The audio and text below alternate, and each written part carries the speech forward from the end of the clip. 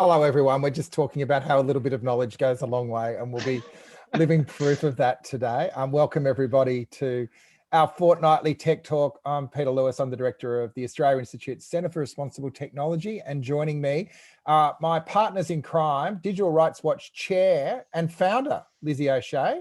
Hi, Lizzie. Hi. And Guardian Australian Managing Director and newly minted Fellow of the Centre for Responsible Technology, Dan Stinton. Oh God, that's two against one. Wait for his LinkedIn profile to be updated. Everybody, thanks for being part of this. If you're new to Tech Talks, we're about sharing ideas and looking at what's been happening globally around tech and then trying to make sense of it. You're encouraged to turn your cameras on, you work the chat. I think we're dealing with issues where I'm sure there'll be people in the room today that know more about the topic than us, particularly once we get into non-fungible tokens. So we'll be diving into that in a minute. Before we get started, recognizing that we're all on Indigenous land, I recognize the traditional owners of the land I'm on, which are the Gadigal people, the Eora Nation. And I'm sure you'll join me in paying respects to elders past, present, emerging, and recognising the land we're all on was never ceded. So today I was really interested in kicking off the discussion based on this story that was in the news about a week ago that Jack Dorsey had sold his first ever tweet for what I think it was $2.9 million, although I'm not sure if it was dollars or some crypto version of that. So there's a new world emerging where IP of different forms is being valued through a blockchain framework. It's called a non-fungible token, and there's been some really interesting writing about it this week. We'll put a piece from the New York Times in the chat. But of the three of us, I think Dan's the closest to having a handle on what this is all about. So maybe Dan, I wouldn't assume that, Peter. But anyway, let's see. Go. So you want me to give you an explanation? Right. Okay. No, I want you to tell us what it's all about. Okay. So I did, as we were talking about just before, I did go down a bit of a crypto assets blockchain rabbit hole a few years ago. So I know enough about this to be dangerous. But look, I think a non-fungible token is effectively taking what you can do in the offline world in sort of simple terms. It's not quite, but what you can do in the offline world and applying that to a digital world. So for example, if you take the Mona Lisa, there is the original artwork, which is worth many, many millions of dollars. And then there are, photos and replicas of that, which are worth obviously not much apart from the cost of the production. And effectively what a non-fungible token does is enables you to create a digital file which is infinitely replicable and actually create sort of the original version of it, if you like. And using blockchain technology, you can effectively create a non-fungible token which says, yes, this file here is the original of this artwork or tweet or whatever the case may be. And then because of that scarcity that creates, the fact that there is only one of these things, and because of the really remarkable technology that is blockchain technology, it's unable to ever be copied or frauds of it made. You can effectively trade that particular asset, and you can trade it, and if people care about these things, as they do about Jack Dorsey's first tweet apparently, then you can trade that ad infinitum. So but I get in a real world why an original Van Gogh is worth more than a print. But why do I care about a copy of a tweet or to the piece on the New York Times? Why do I care about an original column as opposed to a cut and paste? Well, that's probably more of a question of human psychology, I think, Peter. I think it really comes down to, there was the piece from the artist whose name now escapes me, but which just recently traded for $69 million. And I think it was the people that were bidding on that piece were a whole bunch of people who had made money from Bitcoin and other cryptocurrencies. And I think it was really the fact that there was this massive interest in this unique, quite groundbreaking piece of technology. And they wanted to have the original version of that artwork. And I guess having the original version of Jack Dorsey's tweet is something which people in the world value. I mean, I don't know why personally that's something that say people value, but if you're a tech bro, I guess that's something which you care about. Is there anything in the digital? Is there anything in the digital world that is of value? Like, I can see why it works for respecting the IP of artists as an idea, but what do you make of it all, Lizzie?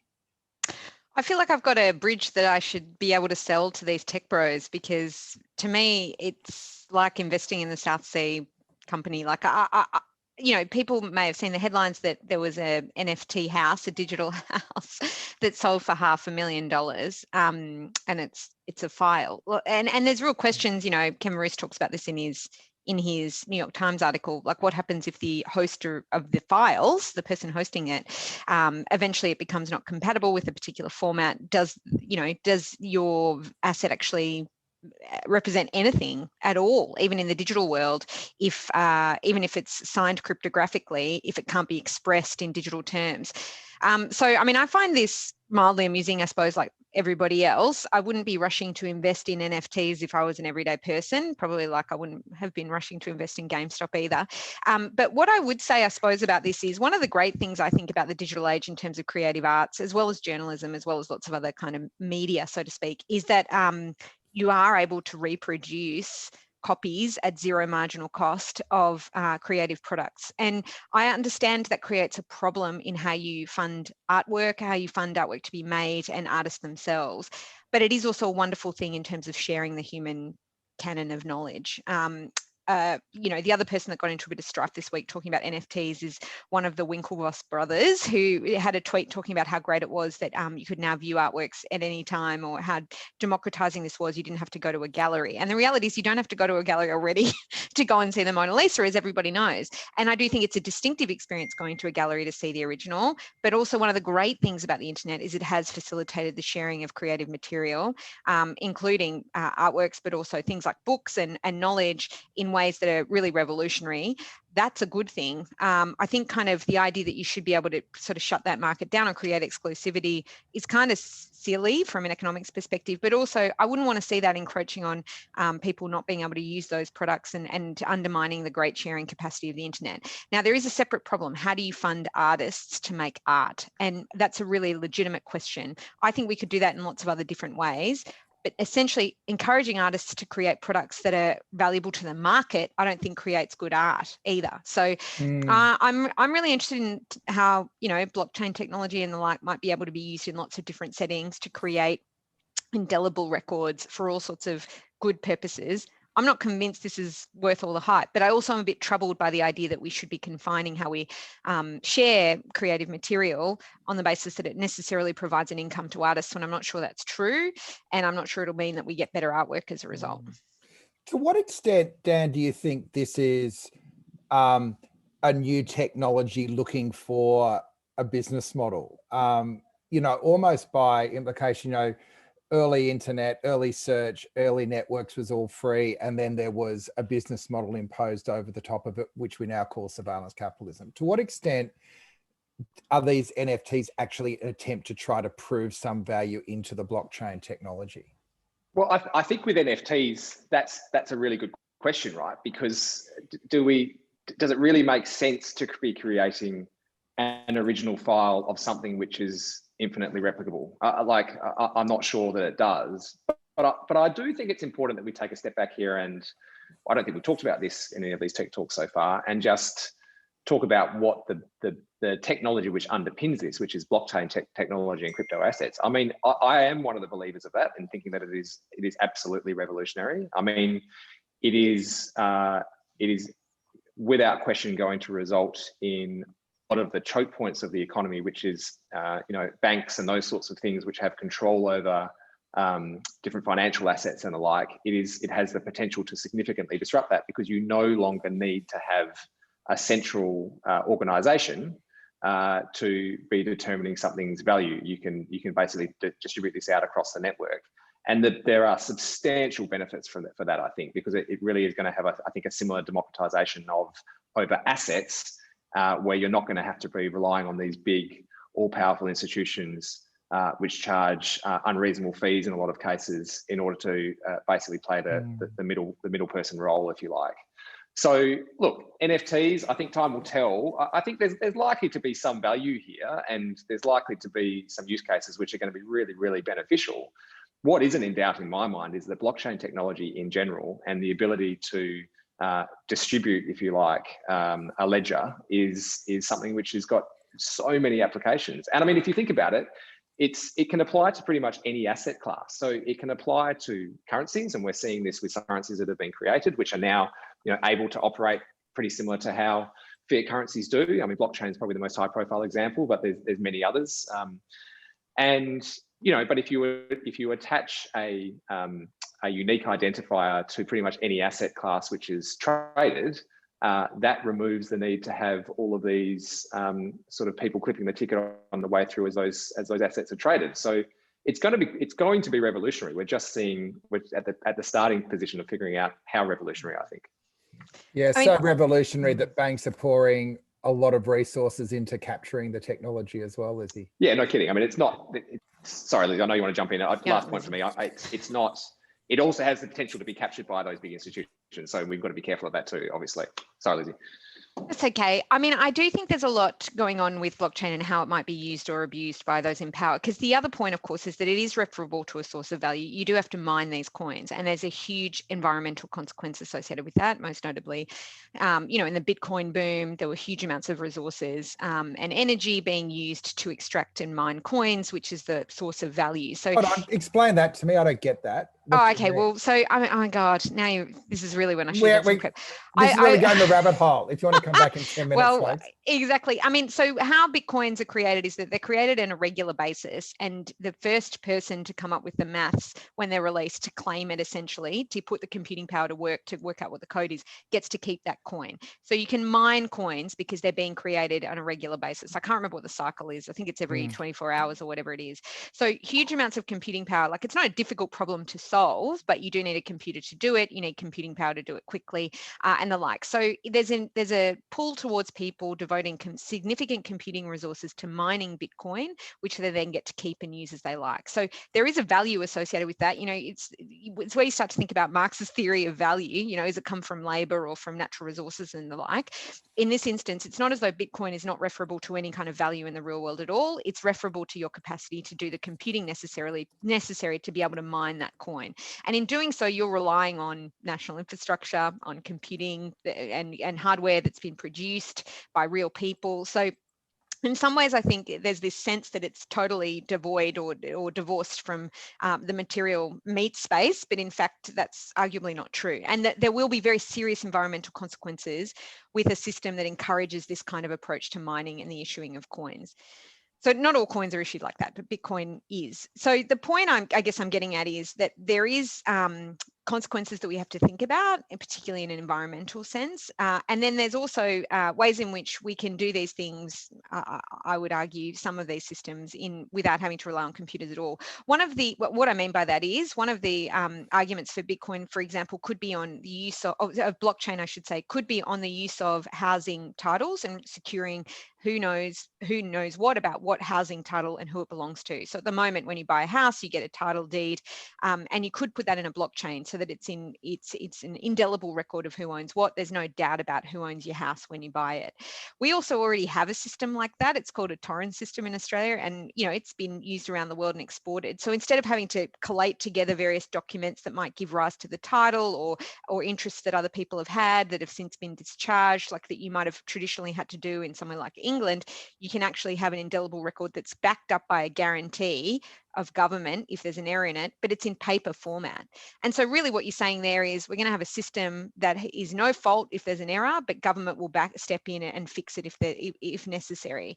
So that's a form of blockchain, I suppose, in the sense that it's an open ledger that's able to offer those people protection, but it doesn't rely on computing. So what I would say is I agree with you, there's real potential here to streamline some processes, but so much of this is overhyped. And I think we're going to be looking back in 10 years and wondering why we tried to introduce blockchain into everything when perhaps it wasn't necessary, or it's created some pretty negative unintended consequences associated with pull towards then mining coins and making sure the blockchain works, and we may pay the price for that in future. Speaking of the need to think through technology before it hits us in the face, there's a fair bit of retrospective regulation in the winds at the moment, particularly around ad tech and the roles of the big platforms. Overnight, Mark Zuckerberg was what it appears to almost be a ritual now, that they're fronting up to Congress every 6 months or so and getting thrown at by legislators, getting hit from all directions and trying to profess their, or in Facebook's case particularly, profess their enthusiasm for regulation as long as it doesn't affect them at all. At the moment, Lizzie, there's a fresh focus on the Section 230 in the States, which was effectively the waiver from tech platforms having to be subject to any form of responsibility for their content. I don't know if you've seen the way that debate's been playing out, and the proposition that Zuckerberg appeared to be putting forward, that there could be some limited reforms in Facebook's interest, but it appears that that's sort of hit a brick wall. Yeah, I think this is an example of Facebook and Mark Zuckerberg kind of misreading the room.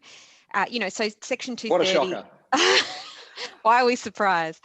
Section 230 doesn't require, it's not about censorship, which is often how it's commonly put, that this prevents platforms from censoring people who post on them, which is not correct. It offers them an immunity from liability for what might be posted on their site. I mean, among other things, it's more complex. But the point is that Zuckerberg is then proposing, exactly as me and many other people in this space thought would happen, a set of regulations that would suit him, particularly large players who can engage in some kind of content moderation, and would stop smaller players, smaller competitors from getting a foot in the door and offering an alternative to Facebook. So what he said is, if we can show that we've got the right kinds of moderation processes in place, then we shouldn't be held responsible if one or two things get through the net and end up being posted, even if they're very harmful.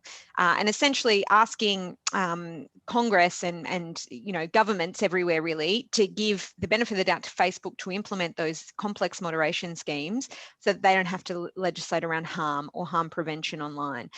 And it's a tidy way to get out of some of these more complex issues from a legislative perspective, but it's also a very convenient way for them to avoid having to do much to satisfy their obligations at law. And one of the things, I mean, of course, that many people have criticised Facebook for is that they devote very little resources to content moderation. They automate a lot of these processes. They outsource it to underpaid people who have to do appalling work for not much pay. There's places in the world where Facebook is offered as a product, and there's as I've heard on my most recent news, but it may be out of date now, there were no content moderators in the language in which the service was offered, and certainly no one in the jurisdiction, which I think is an astonishing dereliction of duty. So, they can say, oh, we've hired 35,000 people, which is I think what Mark Zuckerberg said at one point, to do this kind of work. But really, what kind of conditions are those people working in? What kind of guarantees do we have that they have clear guidelines that are referable to local contexts? These are all quite important questions that are often ignored because a company of this scale and size can offer up impressive numbers. The reality, of course, though, for Mark Zuckerberg is that the relevant lawmakers aren't buying it. And I think this is the consequence of spending many years essentially behaving in a way that evades accountability, having tech utopian solutions to real world problems. He's now paying the political price for that because he's got no currency with lawmakers. And I, like you, Dan, am not at all surprised. It's interesting, isn't it? Because I think one of the insights is that the content that drives Facebook's business model works best when it's on the edge of being unacceptable. So the idea, it's not creating a culture where the need for moderation is going to be an exception. The actual model drives things to the edge. And so you're creating this kind of confrontation almost inevitably in the way that they've decided the way that they can maximize value out of the network they've created. Yeah, I mean, I think their business model is underpinned by virality, by extremist content, because they want to keep people on device. They want to keep people engaged with the platform. So that's their business model. So in my view, reforms that will be effective need to target their business model, which is why sharing of information and who has custody of what information is quite critical, because you want to undermine that business model, which is about extracting as much information from users as possible, which is why people like me and other digital rights activists bang on about privacy all the time as a way to protect and act as a buttress against that business model, which then leads to these kinds of things like virality, extremist content, and, you know, this kind of addictive nature of these platforms. Dan? Look, I'm going to echo what Lizzie said, but perhaps add a couple of points. I mean, look, you touched on this, Peter, but I think a lot of this is really coming to light in recent times, and what we've all suspected is true, and that is that in preferencing engagement or in prioritizing engagement above all other metrics in terms of what content you show people, that means you show, by definition, controversial content. And what we have learned from Facebook is that they have not placed nearly enough thought over their evolution into the downside that comes with prioritizing controversial content in the newsfeed, which is why we've seen such divisive content. And I think as a result of that, because of Facebook's outsized influence on the wider society, we've seen a much more divisive or divided society as a result. I do think they are a material contributor to that. I've said this in this forum many times before, but I'm going to say it one more time with feeling, because I think it's really important, and that is that they need to take moderation seriously. And it's one thing to have a completely sort of unmoderated newsfeed, if you like, where the only algorithm is the latest post appears in it, but that's not what the newsfeed does. The newsfeed chooses content based on an algorithm which preferences engagement, and therefore Facebook needs to be held accountable for that algorithm. So two things need to happen. They need to, one, make sure that they are prioritizing harms above engagement, first and foremost.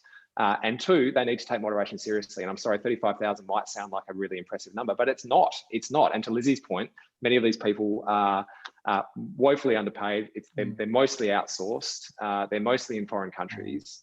The reality of running a social network in the future, I think, needs to be that it comes with a huge amount of moderation costs. And that means Facebook has to be far less profitable, because they need to basically employ literally hundreds of thousands more people to take this responsibility seriously. If you're going to have billions of people using your platform, then you've got to have hundreds of thousands of people responsible for moderation. And you've got to stop pretending that you're not responsible for your algorithm when you are.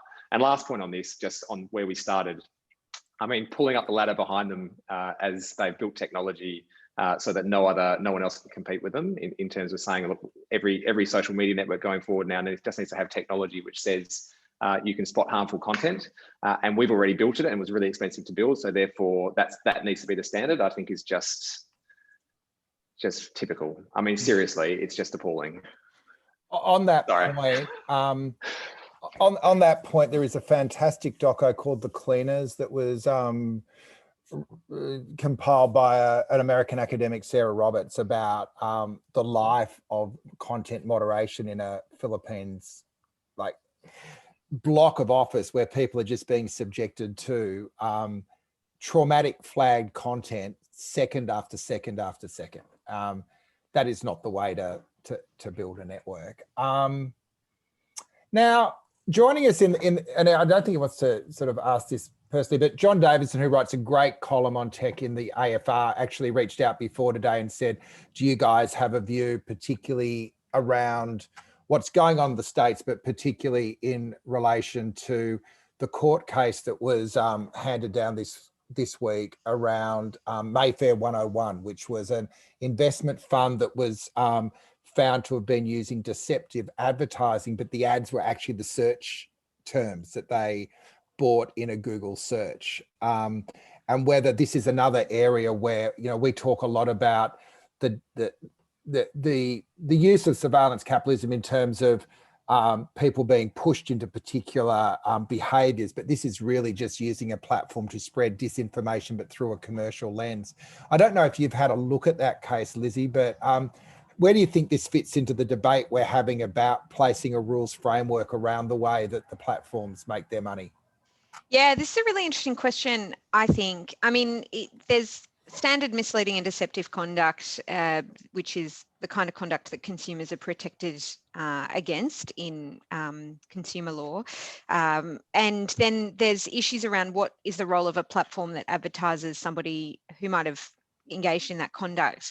And I mean, excuse me, this issue of how Google generates its ad categories and how its relationship with paid advertisers is an interesting one. There's been a lot of criticism of Google. I mean, I talk a little bit about this in my book, actually, about how they do A/B testing for ads and allow people to therefore push ads that can be racist, you know, and other kinds of bigotry inherent in their advertising techniques.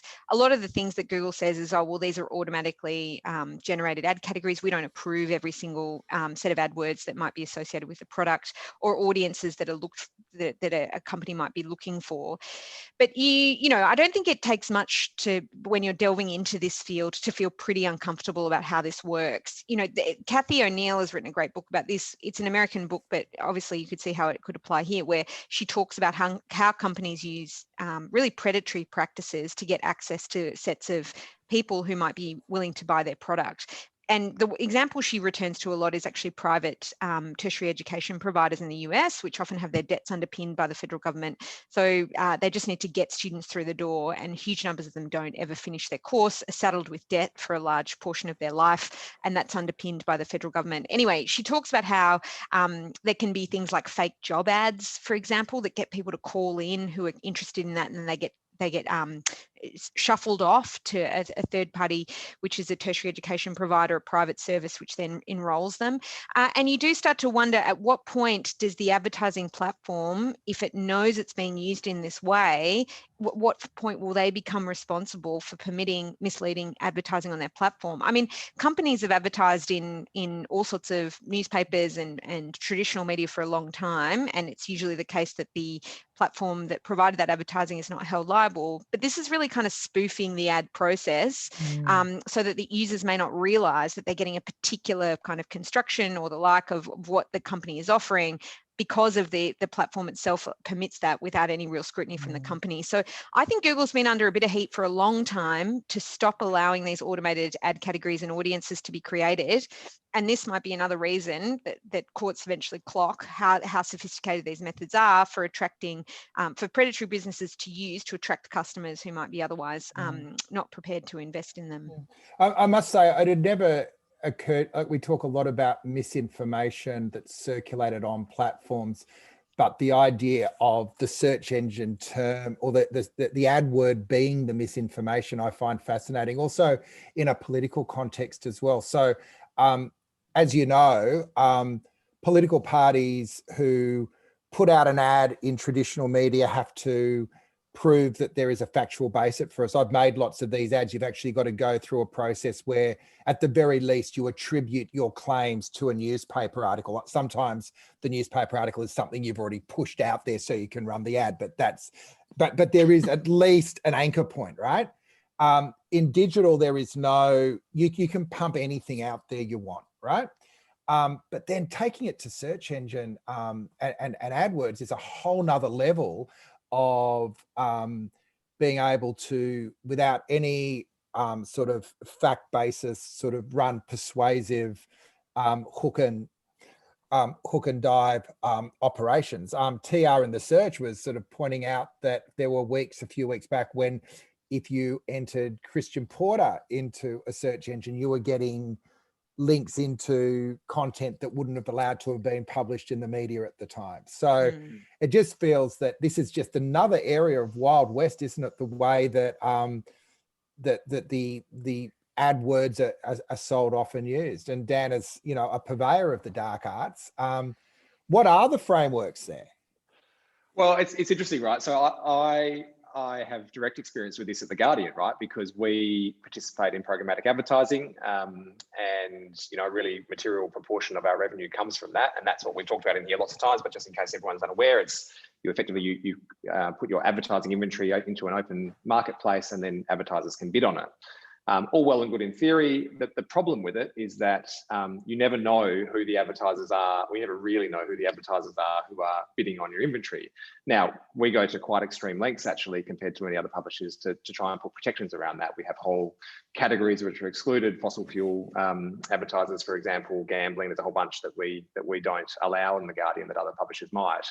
But the reality is that you don't actually, you can, it's relatively easy to set yourself up as an advertiser in an anonymous way. And the problem with that is that we've had issues with, I'm sure many of the people on this call have seen this, we've had issues with quite prominent Australian celebrities endorsing cryptocurrency scams, Bitcoin scams, funnily enough. Completely false. We see them, we block the source of those, and then they turn up on a different ad exchange and they come through again. So you're basically playing whack-a-mole.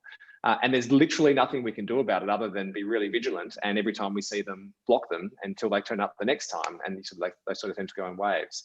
It is worth noting that, as we said many times, the organisation which controls the plumbing for all this system is primarily Google. And I think that's where the responsibility needs to lie to solve this problem. Because once again, I think what we've seen is, no doubt with great intentions at the beginning, but we've seen people set up a system without considering the harms that can come with that system. And we're seeing the harms play out now, and it's time to take the responsibility for that seriously, I think.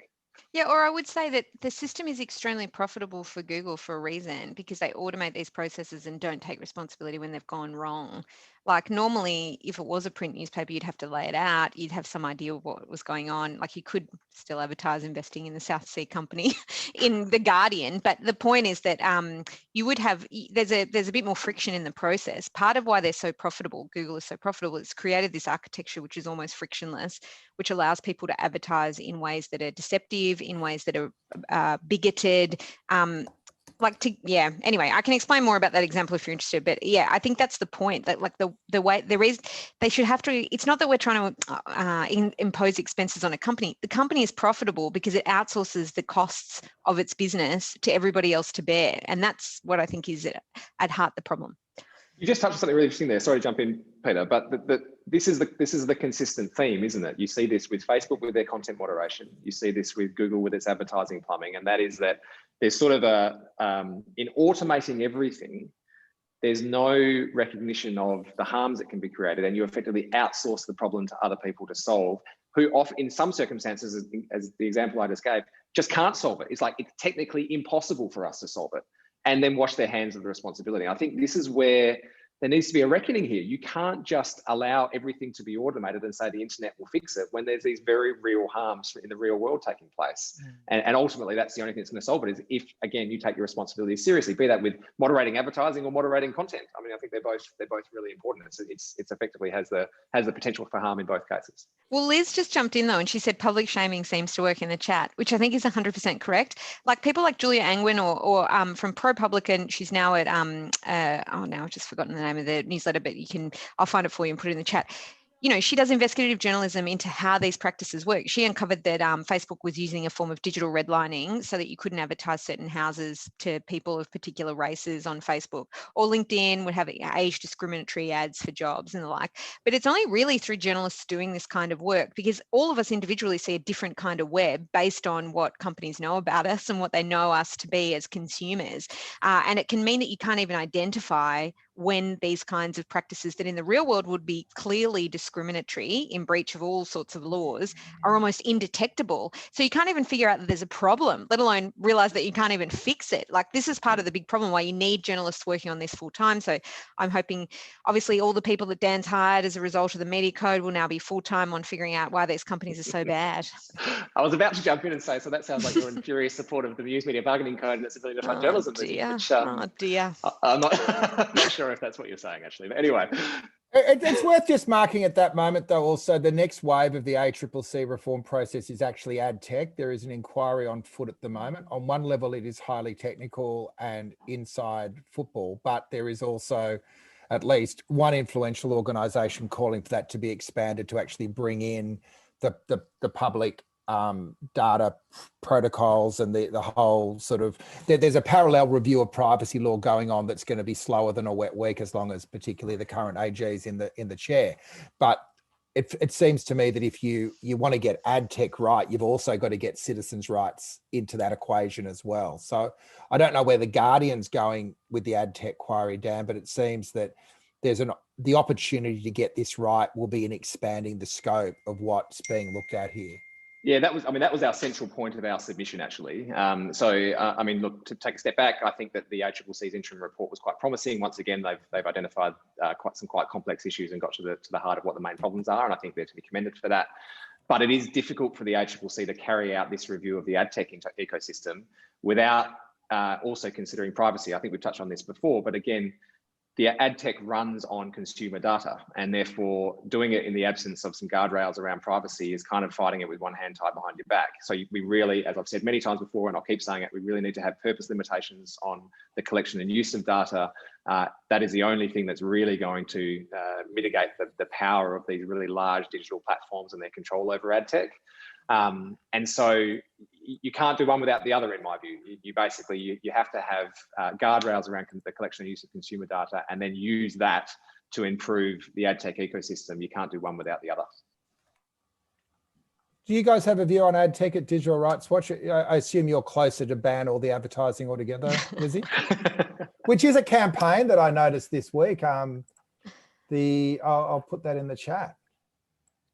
Yeah, well, yeah, I mean, from a digital rights perspective, I think the way we think about it is through the lens of privacy. So how do you make sure that people's privacy is protected? Not just because people want to be able to do things without being watched, but actually because that's the point at which the information is extracted, put into a cohort of information, which is then used to analyze whole populations and markets for particular products. And this is one of the reasons why I bang on about privacy not being an individual issue, but actually a collective one. Because even if I've shared no information with a digital marketer, they might know a lot about me based on my basic demographics, because other people in that group, in those groups, have shared information themselves. So the idea that you could individually consent to terms and conditions of a platform that then, you know, frees them of any responsibility to protect your privacy outside of that contractual negotiation is ridiculous, because you can, of course, affect others through sharing information in the age of big data.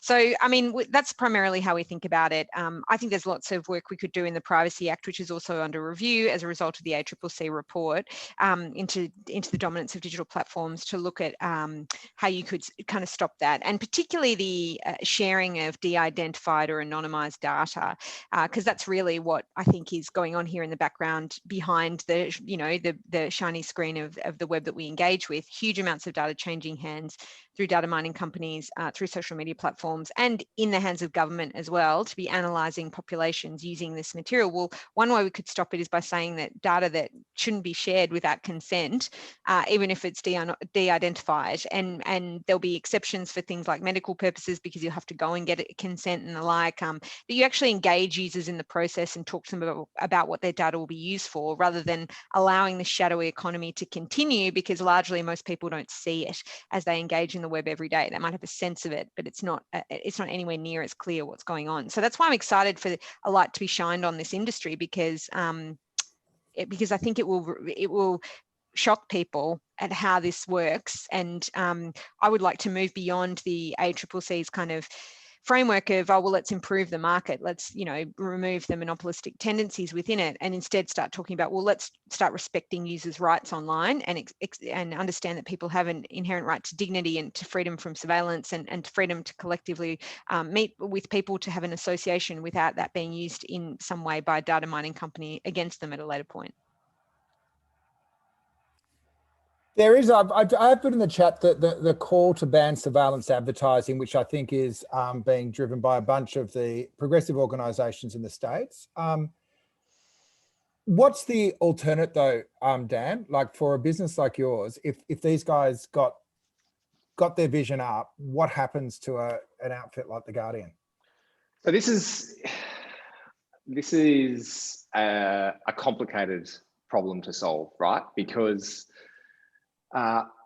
so I think I've explained this before, but I think it's relevant to this. So in my view, putting consumers into segments, assuming, by the way, acknowledging your point, Lizzie, around re-identification and the problems that come with that, but just putting that to the side for a second and assuming that we can put a consumer into an audience segment which would not enable them to be re-identified as an individual. So, for example, someone who comes to The Guardian, who reads some travel articles, we know they're interested in travel, putting them into what's called a travel intenders category, and allowing advertisers to target that consumer based on the fact that they're interested in travel. I don't see a consumer harm in that. I think that that's not dissimilar from or similar to advertising in the travel section of a newspaper, for example, or in a travel magazine or whatever else. I think that there is no downside or no substantial downside to doing that. At some point, however, that segmentation gets to the point where either the individual can be re-identified as an individual, or it becomes consumer profiling, where you're no longer going, right, here's a user that's come to our site that's read these articles, therefore they're interested in travel, put them in this category and have travel advertising. And they become, okay, we know that this person has visited The Guardian and read these articles, but we also know from the Facebook profile that they're this age and this gender and they live in this suburb and they probably earn this amount of money. And we know from following around the internet, all the other things that they might be interested in, and we could track their credit card transactions, so we know what they're buying. All of a sudden, you're creating quite a rich consumer profile, which is where the potential for harm exists. And in that circumstance, that's where you see things like Cambridge Analytica, where you can target someone with such efficiency that particular person you can sway their vote. And that's where I think the harm exists. And even in a consent-based framework, this is what our submission made clear to the Attorney General on the privacy review. I don't think any amount of consent makes that okay. I don't think we should ever be allowed to, for example, read someone's Gmail. I said this before, read someone's Gmail for the purpose of selling them target advertising on The Guardian. I don't think we should ever be able to see where someone uses their credit card around town and then use that for the purpose of selling targeted advertising on the Sydney Morning Herald. I think those things should just be outlawed. I don't think that there's any consent required there. I think most people would think that was unreasonable and therefore it should just be outlawed. But similarly, on the flip side to that, putting an audience member into a segment like a travel intender, as I've described before, I don't see the harm in that, and therefore I don't think that requires consent. I suspect Lizzie and I would differ on where that line is drawn, but nonetheless, I think that there's the principles there I hope that we're probably aligned on. So that's I think where we need to get to is to put purpose limitations to stop the data arms race and stop the surveillance. But similar to that, allow segmentation and don't burden consumers with consent around that, but don't allow consumer profiling. And we need to have a debate about where that line is from segmentation to consumer profiling. You're back with us, Lizzie. What do you reckon to that?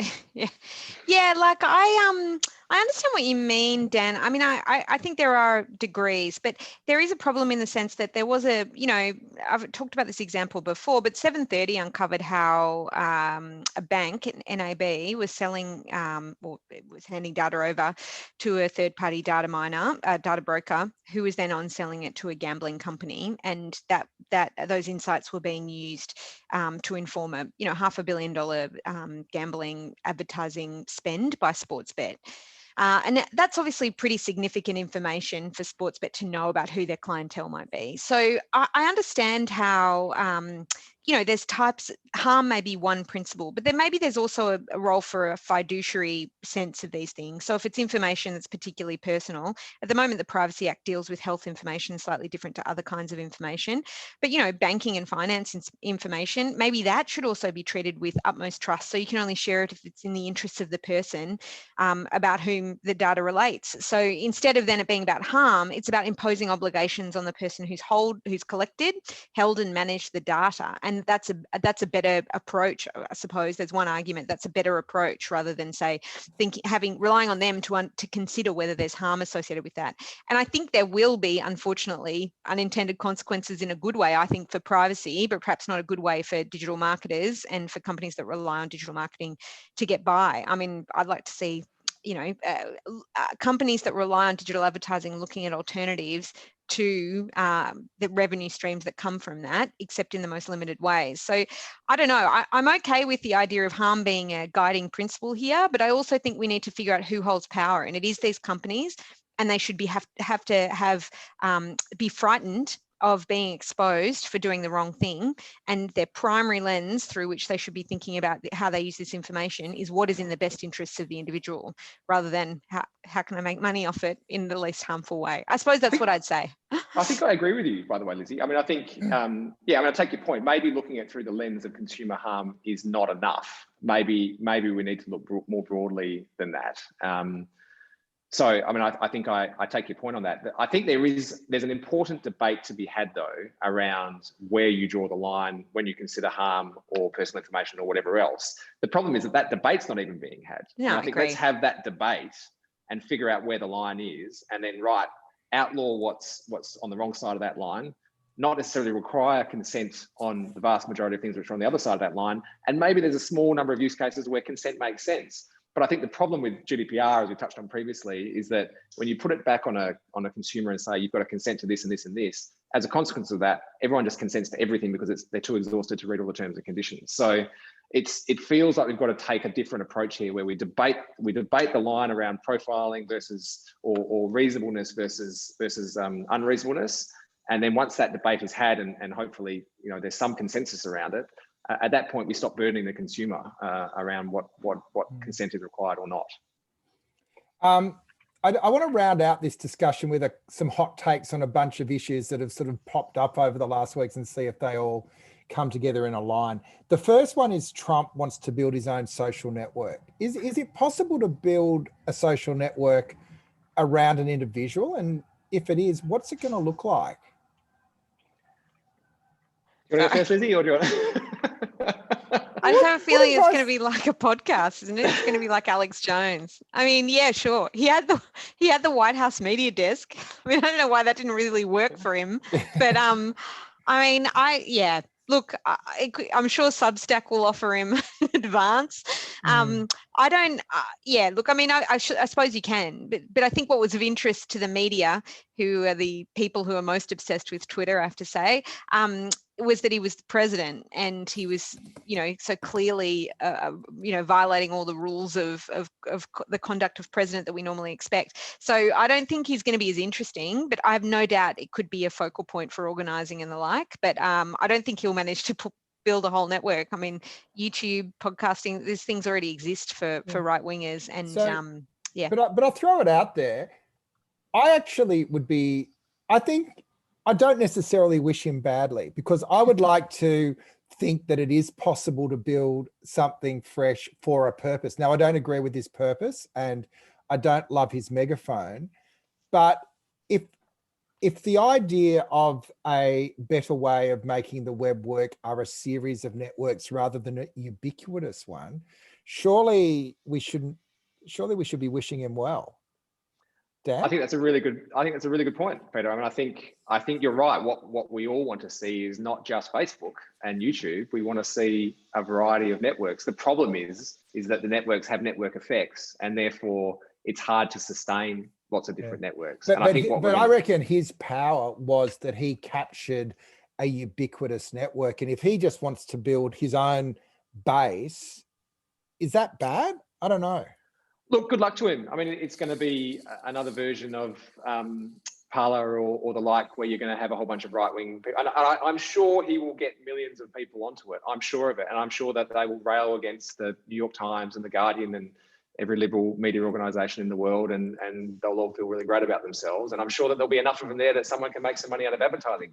But I'll tell you one thing, if there's one thing that we know about Donald Trump, is that he is very bad at executing anything.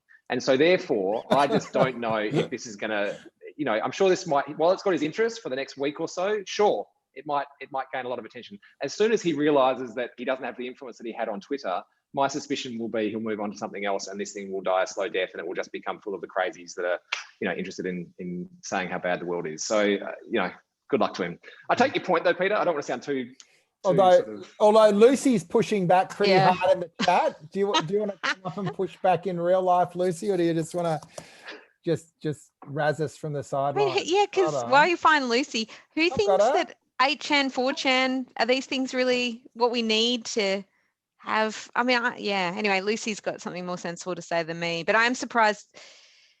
Yeah, I'm just kicking it around. I know.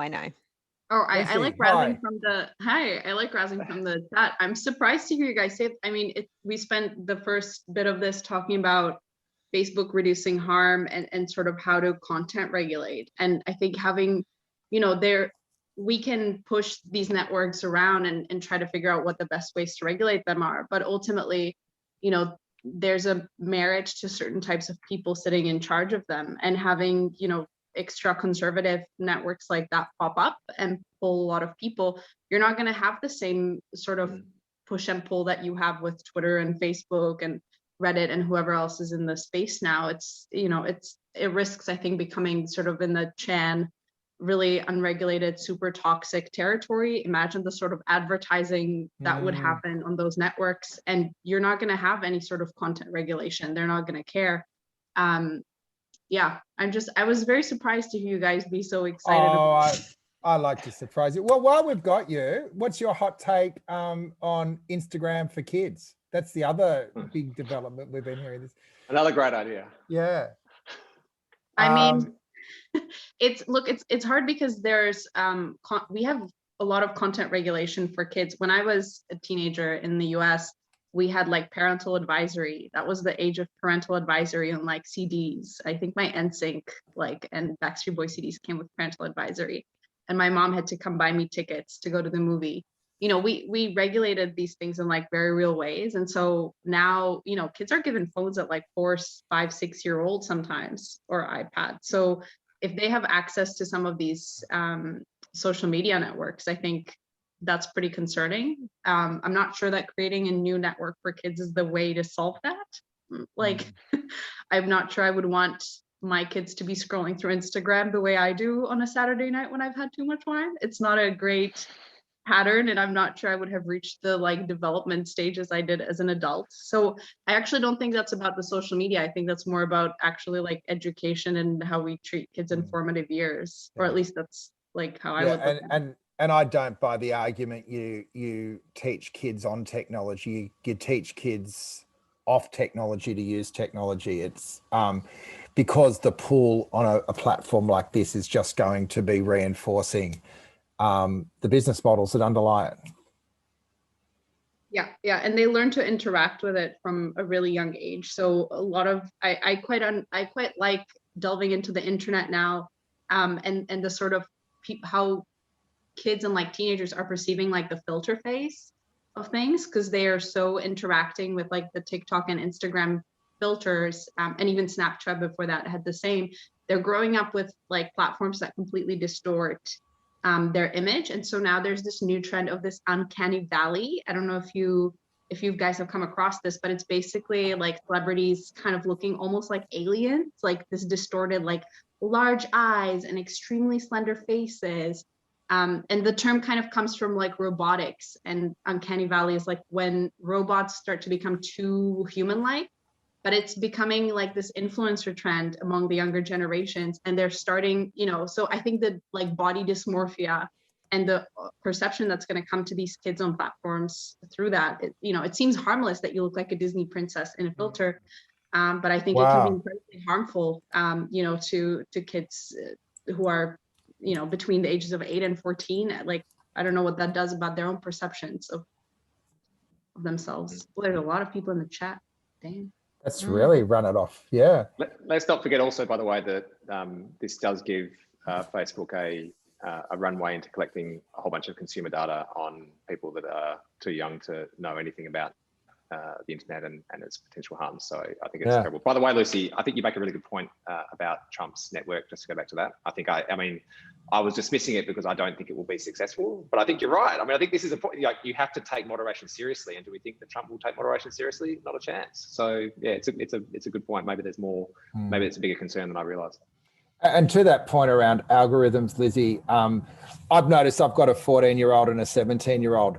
Their worldviews are converging at the moment. They've got same upbringing, same education, different algorithms, and they're becoming very, very different in their world outlooks. It's really interesting. You got a Trump on the rise, have you? I got a little Trump and a young woke. Yeah. Oh, Jesus. Come on, educate them off the platform, Peter. Well, exactly. Well, that's most of parenthood is playing security guard when they get to a certain age.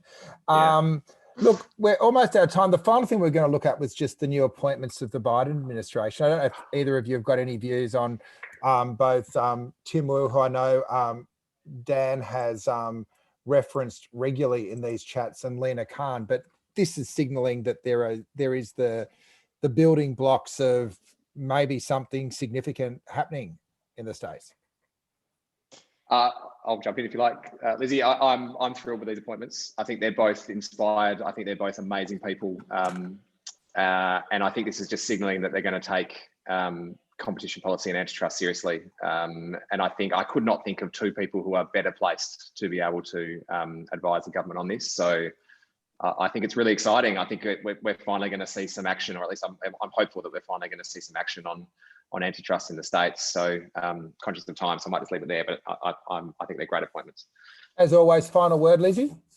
Oh, I agree. I mean, I just wouldn't want the only thing to happen in the space to be antitrust reform. I mean, I'll be thrilled when it does happen, but I think we've also got to do work around privacy if we're going to solve the problems of the digital age as well. But I am thrilled. I think they are both good appointments. So I think it was clear that Biden is quite a different president to Barack Obama. In some ways, that kind of creep of Silicon Valley influence is still there, but this stuff is great, and it shows that there can be institutional change that occurs outside of his administration as well, with the FTC taking a lead. So that's good.